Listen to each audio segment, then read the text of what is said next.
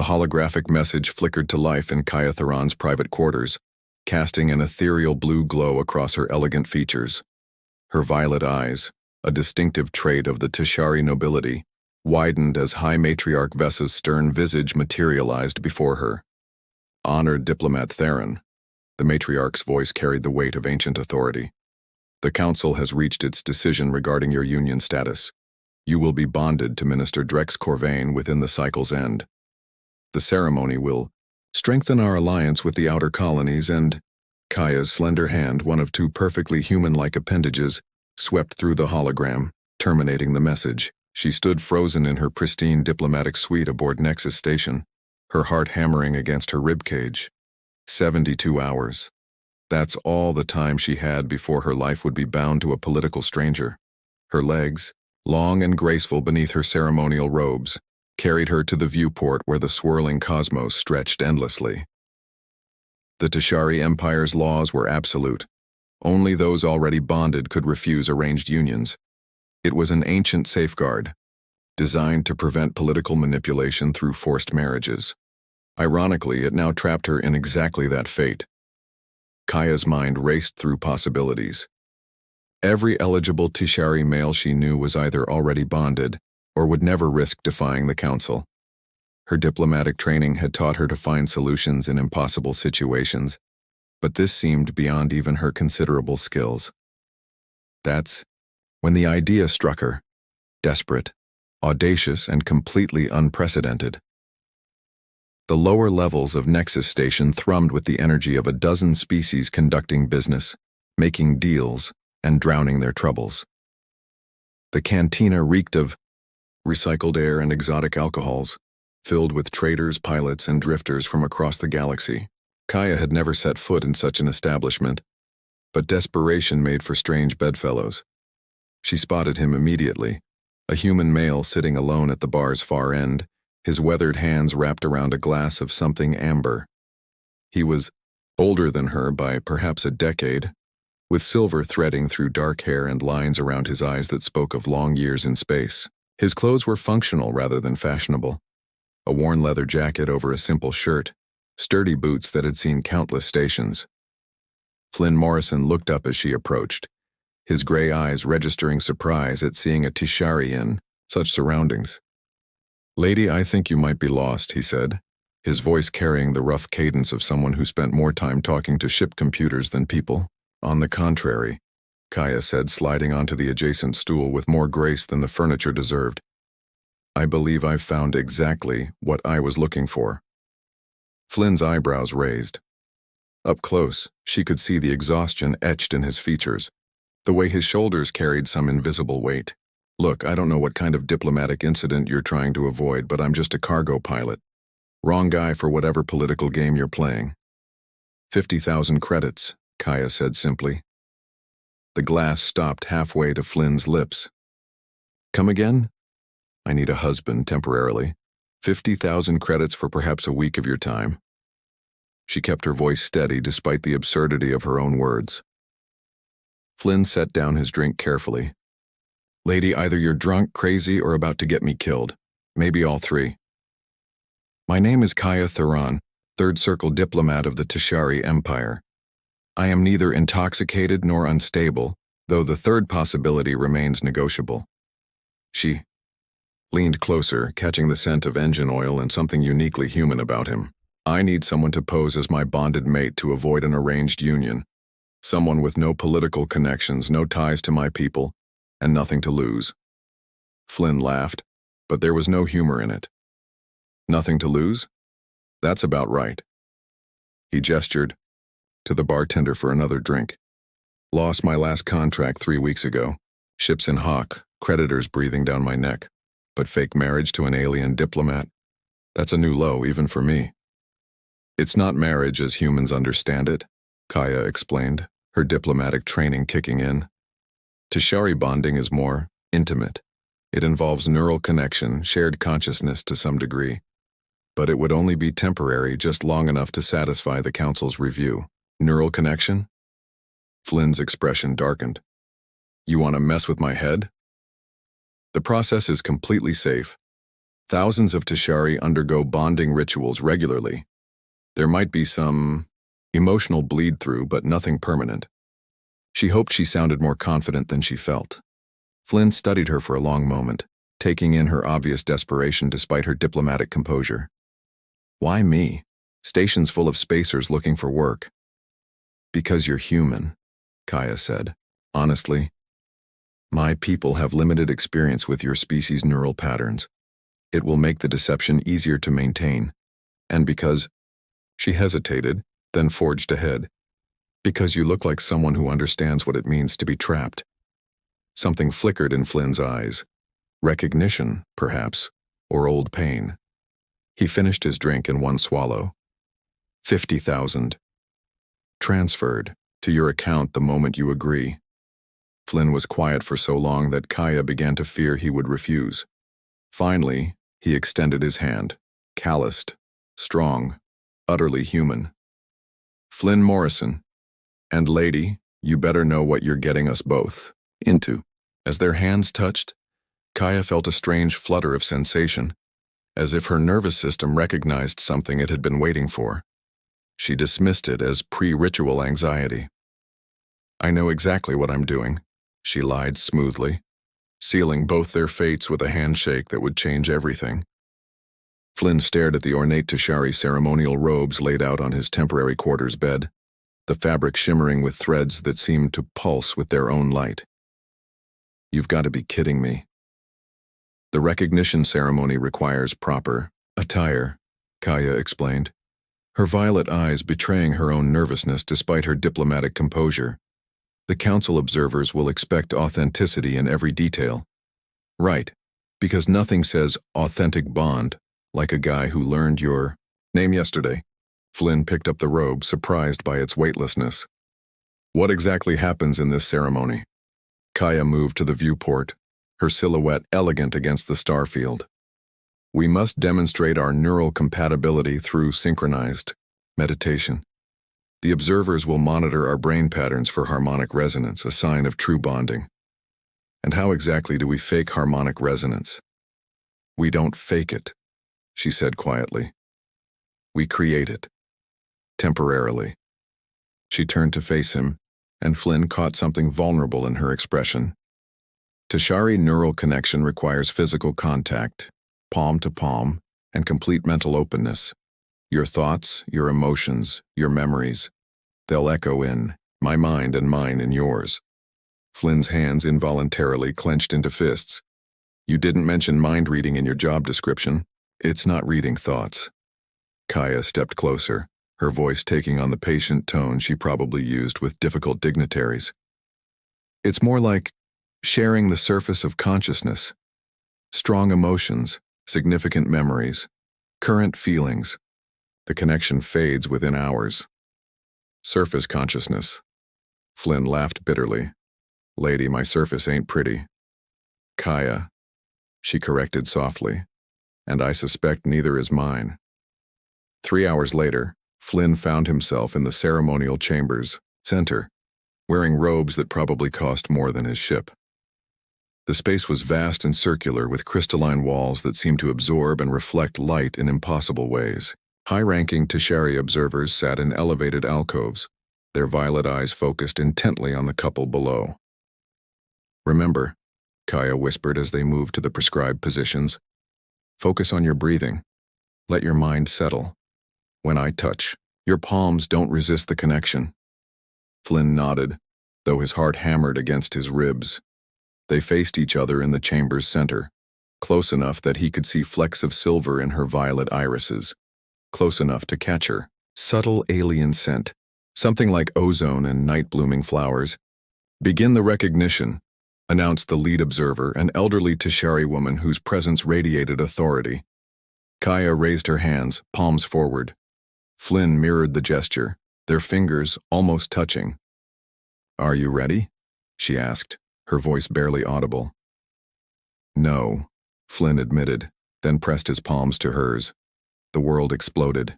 Flynn's consciousness expanded beyond his skull, rushing outward to meet something utterly alien, yet achingly familiar. Kaya's mind touched his like cool water against heated metal, soothing and shocking simultaneously. Her memories flooded through him. A young Tishari child studying ancient texts in towering libraries. The weight of diplomatic responsibility settling on narrow shoulders.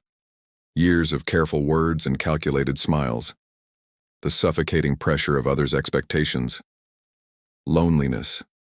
Profound, aching loneliness, despite being surrounded by people, every moment of every day. His memories flowed into her. Star-filled nights in a ship's cockpit, the peaceful solitude of deep space.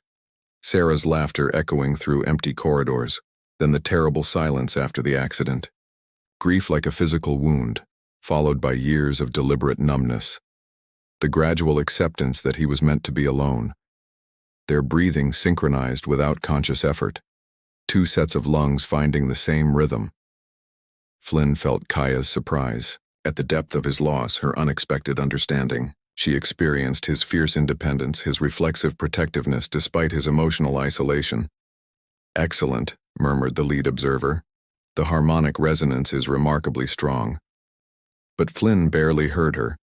In the neural link, he sensed Kaya's wonder at his genuine reaction to her loneliness, the way his mind instinctively reached out to comfort rather than judge. No one had ever responded to her pain with simple acceptance before. The ceremony lasted an hour, but it felt like days. When they finally broke contact, Flynn staggered slightly, disoriented by the sudden return to his own solitary consciousness. Kaya remained steady, but her eyes held a new depth of understanding. "The recognition is complete," announced the Ikai observer. "The bond shows authentic resonance. However, further trials will be required before final acceptance." As the observers filed out, Flynn and Kaya stood alone in the vast chamber, the echoes of each other's minds still fading. "That was," Flynn began, then trailed off. "More intense than expected," Kaya finished. "The emotional resonance was significant." They walked back to their shared quarters in silence, both processing what had just occurred. The station had assigned them adjoining rooms with a common area, appropriate for bonded pairs, they'd been told. "I felt your wife," Kaya said suddenly as they reached their door. "Sarah. You loved her very much." Flynn's jaw tightened. "That wasn't part of the deal." "I know. I'm sorry for your loss." Her voice carried genuine sympathy rather than diplomatic platitude. "She would have liked that you're helping me." "Don't," Flynn's voice was sharp. "Don't make this about her." Kaya nodded, recognizing the boundaries even as she felt the lingering echo of his pain. The observers seemed satisfied, but they mentioned additional trials. "I should have warned you, Tishari bonding verification can be extensive. More mind melding, among other things." Kaya moved to the common area's food preparation unit, her movements graceful but tired. "Traditional Tishari mates share quarters, meals, daily routines. The observers will expect to see natural intimacy between us." Flynn watched her navigate the alien food systems with practiced ease. Despite everything, he found himself curious about this woman who had turned his life upside down in the span of a day. "What happens to you if we fail? If they figure out this is all an act?" Kaya paused in her food preparation.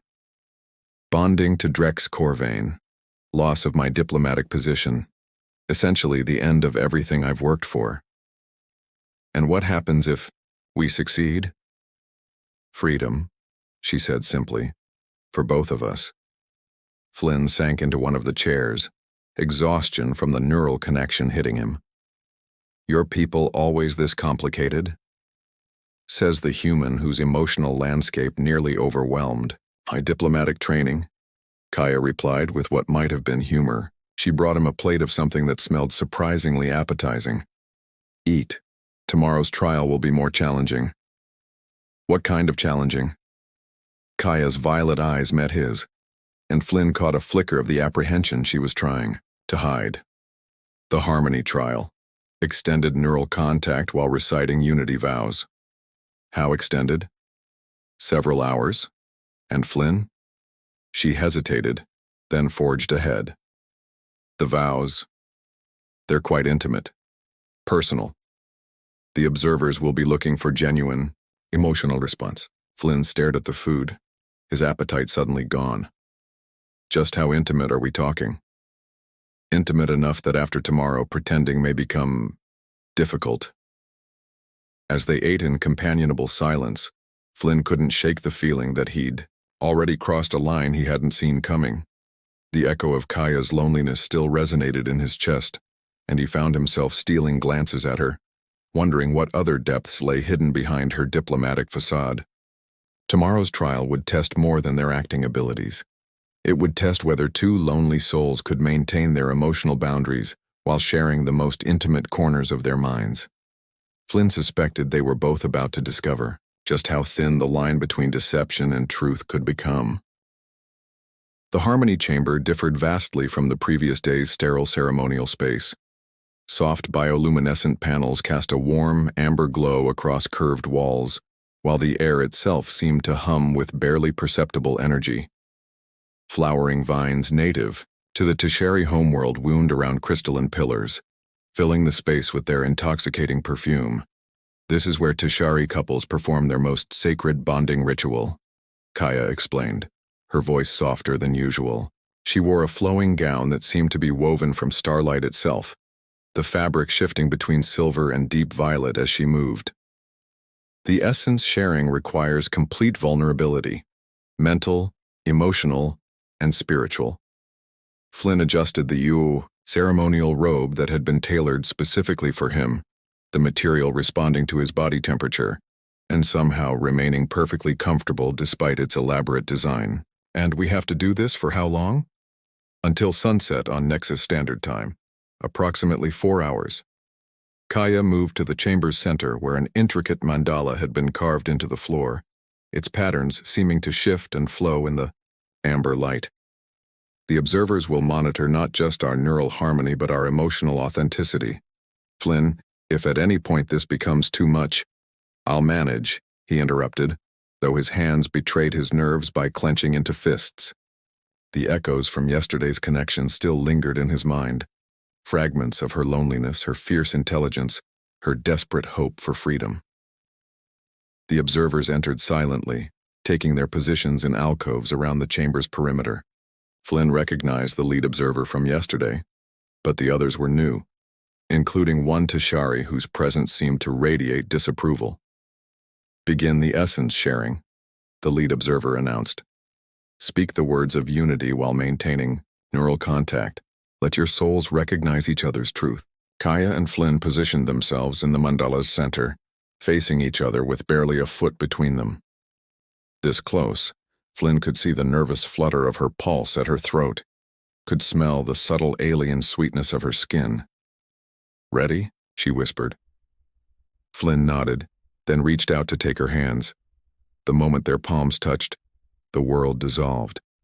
The connection was deeper this time, more intense. Flynn felt himself falling into Kaya's consciousness, like diving into an ocean of starlight. Her mind welcomed him with a warmth that took his breath away, drawing him deeper into layers of memory and emotion he hadn't accessed before. Her childhood, a brilliant young Tashari girl who absorbed knowledge like a sponge, earning accolades and awards while secretly yearning for simple friendship. The gradual realization that her intelligence set her apart made her valuable as a diplomat, but isolated her from genuine connection. His memories opened in response. Growing up as a mechanic's son, finding solace among engines and stars, meeting Sarah at a spaceport cantina, her laughter bright enough to cut through his natural solitude. Their brief, intense marriage, two people finding perfect companionship among the stars. Speak the words. Kaya's voice reached him both audibly and through their neural link. I offer you my strength, Flynn heard himself say, the ancient Tashari vows flowing from his lips as if he'd known them forever. To shelter you in times of storm, I offer you my wisdom. Kaya responded, her violet eyes locked on his. To guide you when paths grow dark. With each exchanged vow, their connection deepened. Flynn experienced Kaya's memories of political maneuvering, her skill at reading opponents and finding diplomatic solutions. But beneath the polished exterior, he found something raw and vulnerable, A woman who had sacrificed personal happiness for duty, who had never allowed herself to be truly known by another. "I offer you my heart," Kaya continued, her voice trembling, slightly, "to beat in harmony with yours." Flynn's response caught in his throat. Through their link, he felt Kaya's shock at his emotional reaction, not to the ritual words, but to the woman speaking them.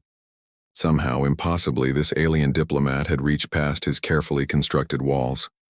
"I offer you my heart," he managed, meaning it more than he'd expected, "to beat in harmony with yours." The vows continued for what felt like hours, each exchange peeling away another layer of pretense. Flynn shared his deepest fears, that he was meant to be alone, that everyone he cared about eventually leaves. Kaya revealed her terror of being consumed by political necessity, of losing herself in the role others had created for her. But something else grew in the spaces between their fears. Recognition, understanding, a connection that transcended species and circumstance. When the ceremony finally ended, they remained linked for several moments longer than necessary, reluctant to break the profound intimacy they'd shared. Flynn realized his hands were trembling as he slowly released hers. "Remarkable," murmured the lead observer. "The depth of resonance achieved is extraordinary. Few bonded pairs display such authentic neural harmony." As the observers departed, discussing the successful ritual in hushed tones, Flynn and Kaya stood alone in the amber-lit chamber. The silence stretched between them, heavy with unspoken understanding. "That was," Flynn began. "I know," Kaya said softly. "I felt it too." They walked back to their quarters in contemplative silence, both processing the emotional intensity they'd shared. The common area suddenly felt too small, the air charged with an energy that had nothing to do with Tishari technology. "Flynn," Kaya said as they reached the threshold between their adjoining rooms, "what we experienced in there was part of the act," he finished, but his voice lacked conviction. Kaya stepped closer, close enough that he could see flecks of gold in her violet eyes. "Was it?" Flynn's carefully maintained emotional distance crumbled under the weight of everything they'd shared. The loneliness in her mind had called to his own, creating a resonance that went far beyond Tishari neural compatibility. Without conscious decision, he reached up to cup her face in his hands. "I don't know anymore," he admitted. When their lips met, it was like completing a circuit that had been building charge all day. Kaya's alien physiology was similar enough to human that the kiss felt natural, but different enough to remind Flynn of the extraordinary nature of their connection. Her skin was slightly cooler than human normal, her lips softer, and when she responded to his touch, he caught that subtle floral scent that seemed to be uniquely hers. The kiss deepened, fueled by hours of enforced intimacy and the growing realization that their feelings had transcended the boundaries of their arrangement.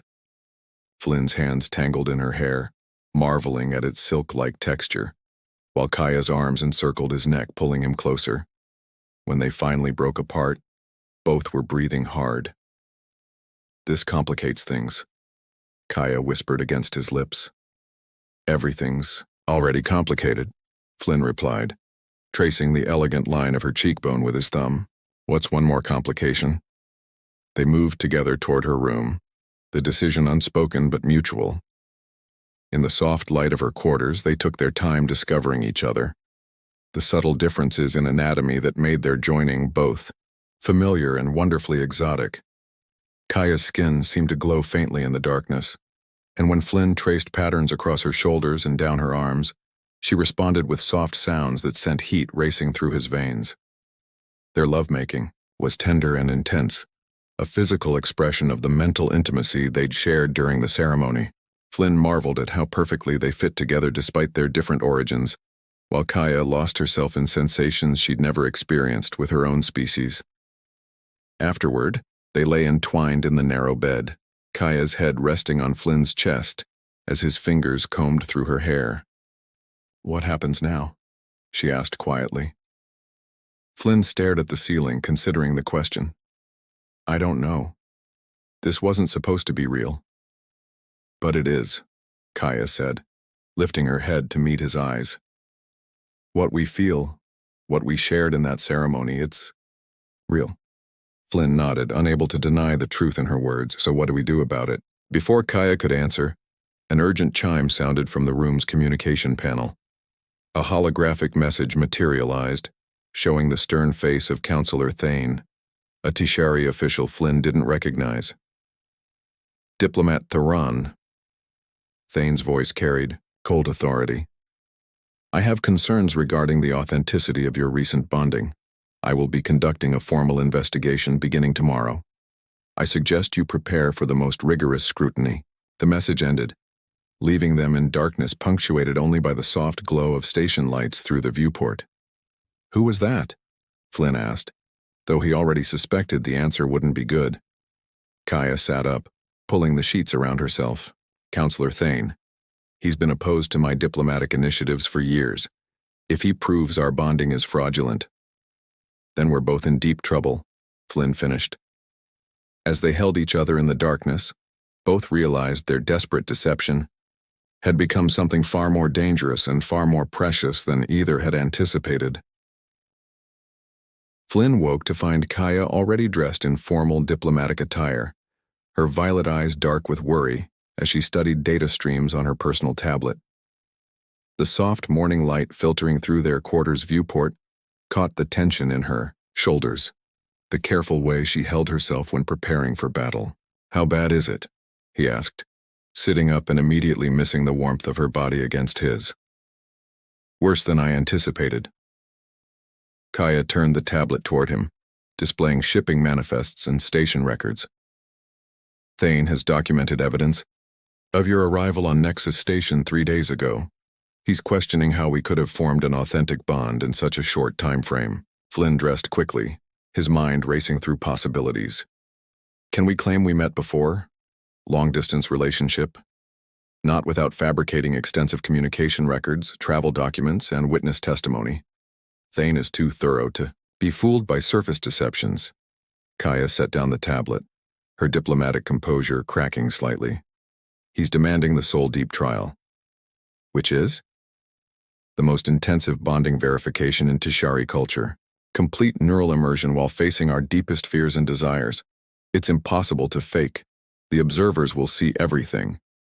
Flynn moved to the food preparation unit, needing something to do with his hands while processing this information. So we tell them the truth, that this started as a business arrangement but became real. Would they believe it?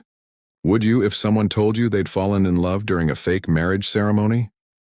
Kaya's voice carried the weight of someone who'd spent years analyzing political motivations. Thane will argue that any feelings we've developed are products of neural manipulation, not genuine emotion. Before Flynn could respond, the door chimed. They exchanged glances, too early for casual visitors. Kaya activated the entrance panel, revealing Counselor Thane himself, flanked by 2 Tishari guards. Thane was older than Kaya, his violet eyes sharp with intelligence and suspicion.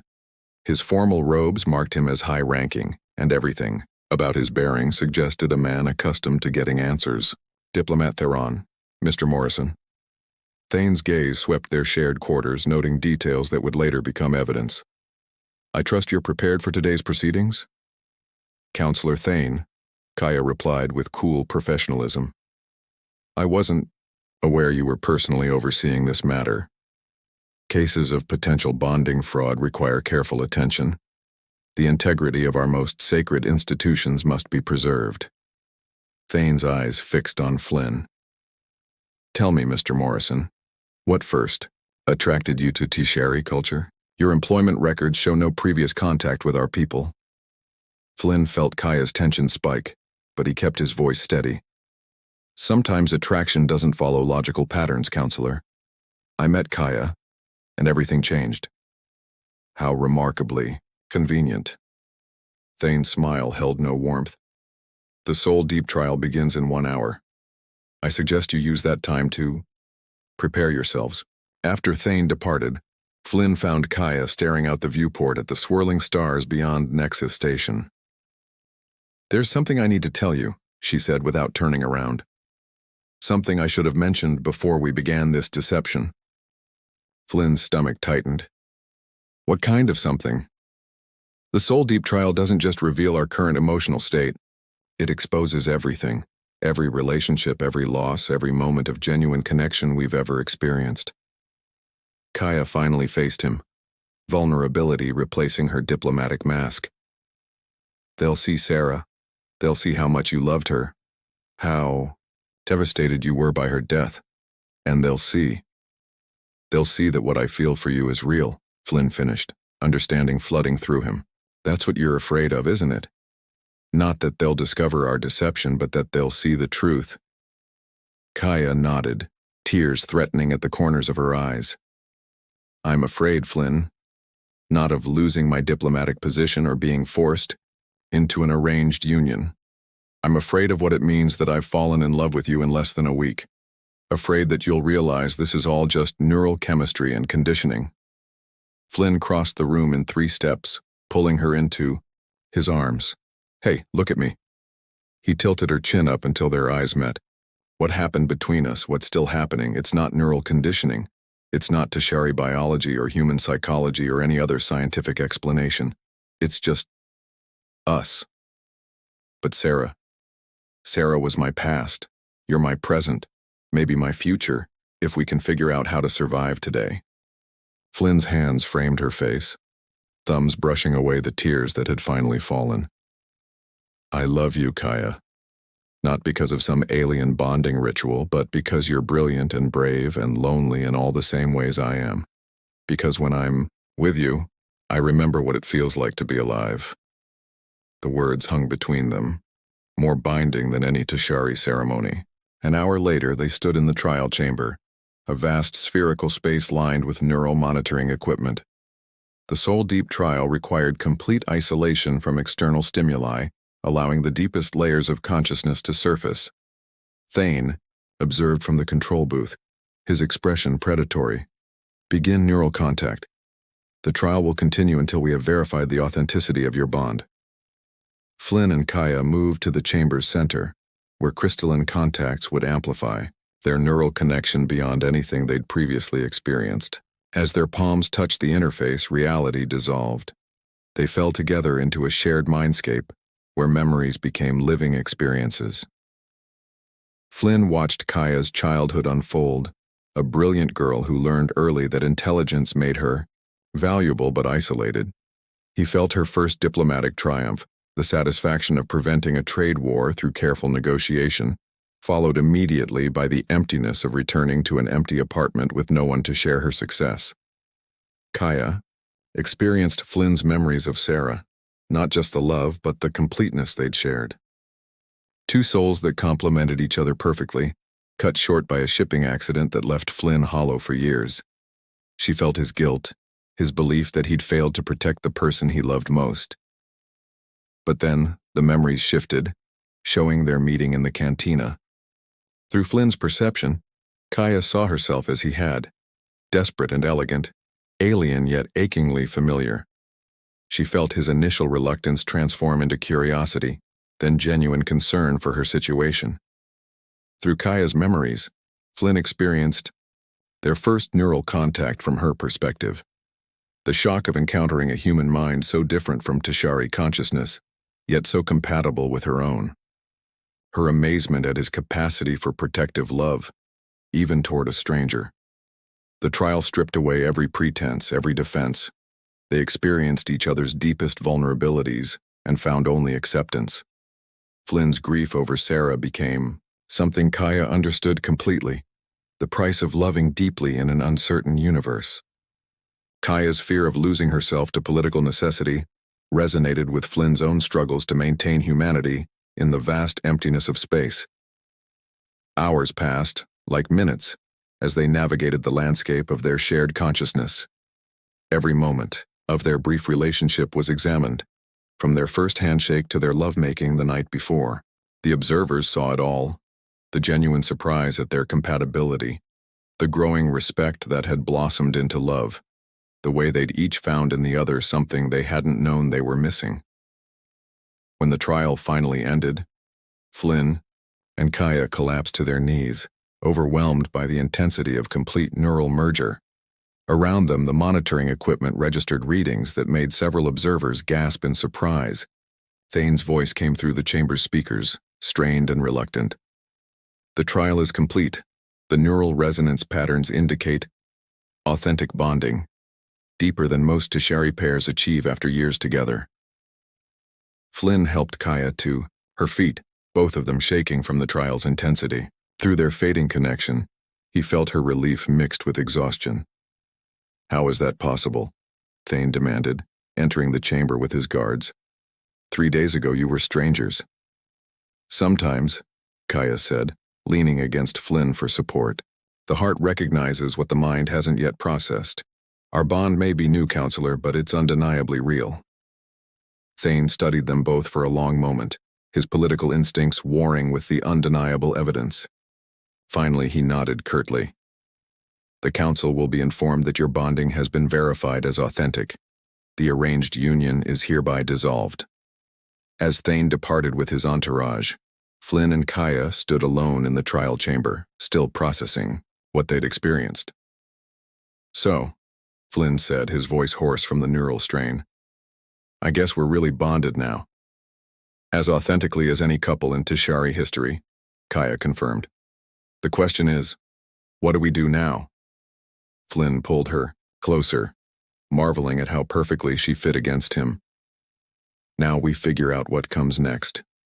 Together." Outside the chamber's viewports, the stars wheeled in their ancient patterns, indifferent to the small miracle of two lonely souls finding each other across the vast distances of space and species. But inside, two hearts beat in genuine harmony, no longer needing pretense or ceremony to know what they'd found was real. 3 days after the Soul Deep trial, Flynn found himself in the most elegant conference room aboard Nexus Station, surrounded by high-ranking Tishari officials who still regarded him with a mixture of curiosity and skepticism. Kaya sat beside him, radiating the calm confidence that had first attracted him, but now he could sense the nervous energy beneath her diplomatic facade through their lingering neural connection. High Matriarch Vesa presided over the gathering, her ancient eyes taking in every detail as she spoke. "The verification of your bond has created unprecedented circumstances, Diplomat Theron. A Tishari of your rank bonded to an off-world citizen raises complex questions regarding your future service."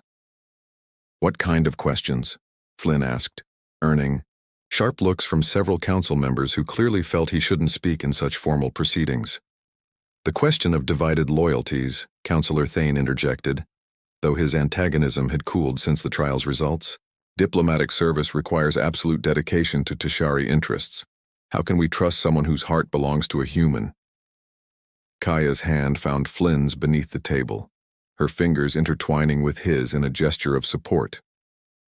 "My heart belongs to both," she said firmly.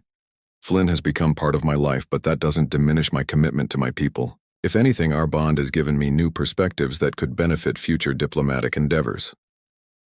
High Matriarch Vesa leaned forward slightly. "Explain." "Human-Tishari relations are still in their infancy. Cultural misunderstandings have limited trade and cooperation potential. Who better to bridge that gap than someone who has experienced both perspectives intimately?" Kaya's diplomatic training was evident in how she framed their personal situation as a political asset. Flynn squeezed her hand, impressed by her quick thinking. "If I may," he said, addressing the matriarch directly. "There are human settlements throughout the Outer Rim that have never seen a Tishari diplomat, places where your people are still considered myths or legends. Kaya could change that." "And what role would you play in such endeavors, Mr. Morrison?" the matriarch asked. "I know those settlements. I know how to navigate human politics and prejudices. I could be her guide, her translator when diplomacy requires more than language skills."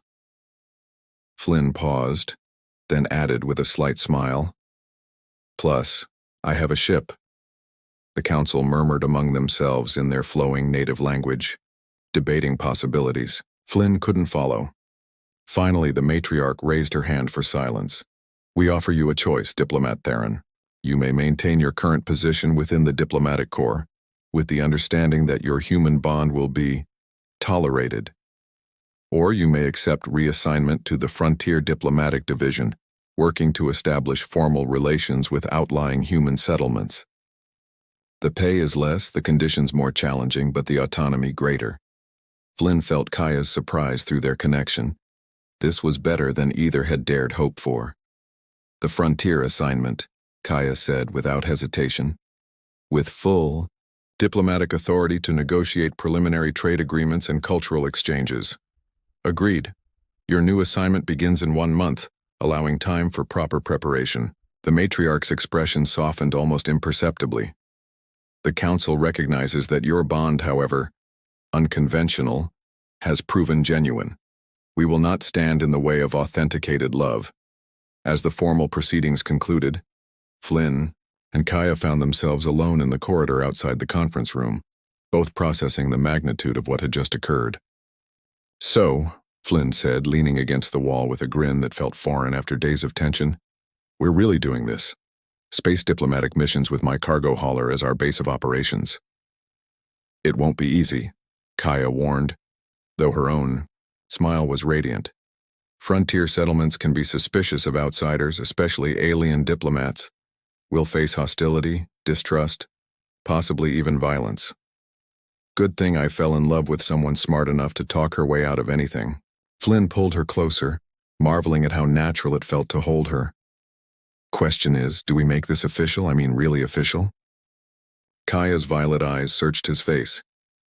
Are you asking what I think you're asking? Depends. In Tishari culture, is there something more permanent than the bond we already share? The eternal joining, Kaya said softly. It's completely voluntary, and it makes the neural bond permanent. No more fading echoes, we'd be connected for life, able to sense each other's emotions, share thoughts when we choose, experience a level of intimacy that most couples never achieve. Flynn considered this, weighing the implications. And the downside? There is no downside unless you value your emotional privacy. Once joined, we'll never be truly alone again. Every joy, every sorrow, every fear, we'll share it all. Sounds terrifying, Flynn admitted. When do we do it? Kaya laughed, the sound echoing off the station's metallic walls. You're impossible. Don't you want to think about it? I've been thinking about it since yesterday, hell, maybe since the moment I met you in that cantina. Flynn cupped her face in his hands, thumbs tracing the elegant line of her cheekbones. I spent 3 years after Sarah died thinking I was meant to be alone. Then you showed up with your desperate scheme and turned my entire world upside down. I'm not letting you go now. The eternal joining ceremony took place a week later in a small chapel aboard Nexus Station, witnessed only by the ship's captain and a handful of friends they'd made during their stay. Unlike the elaborate verification rituals, this ceremony was simple and deeply personal. They exchanged vows they'd written themselves, speaking of partnership and adventure, of love that transcended species and circumstance. When they joined hands for the final neural contact, Flynn felt the temporary connection transform into something deeper and more permanent. Their minds merged, not in the overwhelming flood of the trials, but in a gentle confluence that felt like coming home. Flynn experienced Kaya's fierce joy at their new life together, while she felt his deep contentment at no longer facing the universe alone. When the ceremony concluded, they were no longer just bonded. They were joined, their souls intertwined, in ways that would endure until death parted them. 6 months later, Flynn piloted his newly upgraded ship through the asteroid belt surrounding Haven Colony, a remote human settlement that hadn't seen an official diplomatic contact in over a decade. Kaya sat in the co-pilot seat, studying cultural briefings and trade manifests with the focused intensity he'd come to love. Nervous? He asked through their mental link, enjoying the way she could share her emotions without speaking. Always. Before first contact, her voice whispered in his mind, but excited too. This could open entire new trade routes. The ship's communication system crackled to life. Unknown vessel, this is Haven Colony Control. State your business. Flynn activated the transmitter. Haven Control, this is the cargo vessel New Horizons. We're carrying diplomatic credentials from the Tishari Empire and requesting permission to dock. A long pause followed. Did you say Tishari? As in, actual aliens? That's right, Control. My wife is a Tishari diplomat authorized to negotiate preliminary trade agreements. Another pause, then, well, I'll be damned. Come on in, New Horizons. Bay 7 is clear. This ought to be interesting. As they approached the colony's docking bay, Flynn felt Kaya's mixture of anticipation and apprehension through their bond. Through the viewport, they could see colonists gathering to witness the historic arrival, their faces showing curiosity mixed with wariness. Ready for another adventure, Mrs. Morrison? Flynn asked aloud, using the human name Kaya had adopted for their work among human settlements. Ready, Mr. Morrison, she replied, her hand finding his as they prepared for landing. Though I still think you could have chosen a more elegant surname. Hey, you married me for my practical nature, remember? Besides, Kaya Morrison has a nice ring to it. It does, she agreed through their mental connection, her love warming him like sunlight. Almost as nice as Flynn Theron might have sounded. Don't start, Flynn laughed, beginning their landing sequence. We settled this months ago. Morrison it is. As the ship touched down in Haven Colony's docking bay, Flynn and Kaya prepared to begin another chapter in their ongoing mission to bridge the gap between their two species. Each settlement brought new challenges, new opportunities, and new ways to strengthen the bond between human and Tishari cultures. But more than that, each mission reinforced the strength of their own connection.